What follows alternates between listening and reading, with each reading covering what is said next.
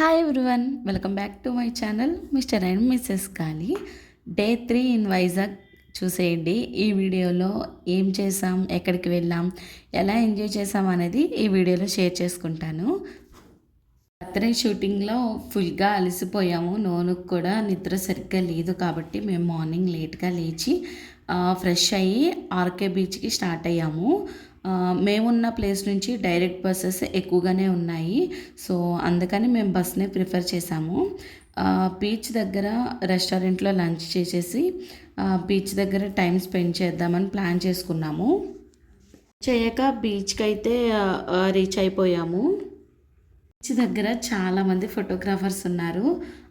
Each ఫోటోకి 20 rupees అలా తీసుకొని ఫొటోస్ షేర్ చేస్తారు మనకి. మేము కూడా కొన్ని పిక్స్ దిగేసాము. మా ఫోన్లో దిగడానికి మేము ముగ్గురం ఉండి చాలా ట్రై చేసాము, కానీ మాకు సరిగ్గా రాలేదు. అందుకని చెప్పి మేము ఫోటోగ్రాఫర్స్ ఉన్నారు కదా అని తీసుకున్నాం అనమాట ఫొటోస్. మేము 4 పిక్స్ అలా సెలెక్ట్ చేసుకున్నాము. వాళ్ళు ఏం చేశారంటే 100 రూపీస్ తీసుకొని దిగిన పిక్స్ అని షేర్ చేశారు. బీచ్ దగ్గర ఐస్ క్రీమ్ తింటూ ఆ చల్లగాలికి ఆ అలలు వచ్చి తాకుతుంటే ఫీల్ అయితే చాలా బాగుంది. అక్కడే కూర్చొని ముగ్గురం బీచ్ వ్యూ చూస్తూ నోనుతో ఆడుకుంటూ ఫొటోస్కి వీడియోస్కి కాస్త కష్టపడుతూ అలా టైం స్పెండ్ చేశాము. తింటే నోను కూడా అదే కావాలని మారం చేస్తున్నాడు. సో మేము కొంచెం తిండి విషయంలో కొన్ని ప్లాన్ చేసుకోవాలని మాకు అర్థమైంది. వాడికి ఐస్ క్రీమ్లో క్రీమ్ పెట్టకుండా ఒక కోన్ ఒక్కటే పెట్టి వాడిని మైండ్ డైవర్ట్ చేసామన్నమాట.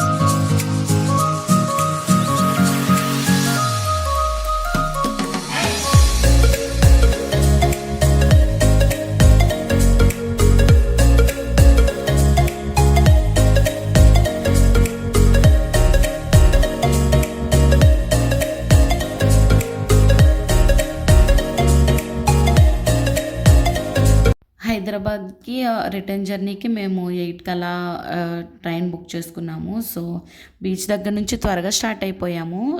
చాలా చూడాలని ప్లాన్, కానీ నాకైతే అస్సలు ఓపిక లేదు తిరగడానికి. అందుకే బీచ్ ఒక్కటే కవర్ చేసి రూమ్కి రిటర్న్ అయిపోయాము. వచ్చేటప్పుడు స్నాక్స్ తెచ్చుకున్నాము రూమ్కి. అవి తినేసి త్వరగా మొత్తం బ్యాగ్స్ అన్నీ ప్యాక్ చేసుకుని ఫ్రెష్ అయిపోయాము. సో మేము 8 కల్లా రీచ్ అవ్వాలి కాబట్టి త్వరగా రూమ్ని వెకేట్ చేయాలి కాబట్టి అన్నీ ప్రిపేర్ చేసేసుకున్నాము. మేము దువ్వాడ నుంచి రిటర్న్ జర్నీ చేసుకున్నాము. మేము వచ్చింది కూడా దువ్వాడకే. ఎందుకు అని అంటే అక్కడే రూమ్ తీసుకుంటే ఎర్రటి బీచ్కి దగ్గర అని చెప్పి అక్కడ రూమ్ తీసుకున్నాం కాబట్టి సో మేము అక్కడికే రీచ్ అయిపోయామన్నమాట. ట్రైన్ జర్నీ అంటే నాకు మా అమ్మమ్మే గుర్తొచ్చింది. ఎందుకంటే నేను మా పేరెంట్స్తో ట్రైన్ జర్నీ కంటే ఎక్కువ నేను అమ్మమ్మతోనే జర్నీ ఎక్కువ చేశాను. అమ్మమ్మ ఒక 1 అవర్ 2 అవర్స్ ముందే ట్రైన్ వచ్చేస్తుందని అక్కడే కూర్చునేది. అలానే నన్ను తీసుకెళ్ళిపోయేది. నాకు అదే అలవాటు అయిపోయింది. సో నేను డీపీని అదే కంగారు పెట్టేశాను, నడు ట్రైన్ వెళ్ళిపోయిద్ది అని చెప్పి. మీరు కూడా ఎగ్జాక్ట్ టైంకి వెళ్తారా, లేకపోతే ఇలా 1 అవర్ 2 అవర్స్ ముందే వెళ్తారా అనేది కామెంట్ బాక్స్లో షేర్ చేయండి. ట్రైన్లో నోను అయితే ఫుల్గా అల్లరి చేశాడు. అసలు త్వరగా పడుకోలేదు. గట్టిగా అరిచి గోల చేసి పెట్టాడు. చాలా కష్టపడి పడుకోబెట్టాం వాడిని. ఫైనల్గా సేఫ్గా హైదరాబాద్ మార్నింగ్ రీచ్ అయిపోయాము. ఇంటికి క్యాబ్ బుక్ చేసుకున్నాము. సో ఆ కార్లో కూడా వాడు ఫుల్గా అల్లరి చేశాడు. లైట్ రెయిన్ పడుతుంది, చేతులు బయటకు పెట్టి తడుస్తూ వెళ్ళి అందరినీ పిలుస్తున్నాడు. మాకైతే వీడు అల్లరి తట్టుకోవడం కష్టమే అనిపిస్తుంది మాకు. 3 డేస్ మేము ఫుల్గా ఎంజాయ్ చేసాము అండ్ చాలా మెమరీస్ని సేవ్ చేసుకున్నాము. మాకైతే ఈ ప్లాన్ అయితే మాకు చాలా బాగా నచ్చింది.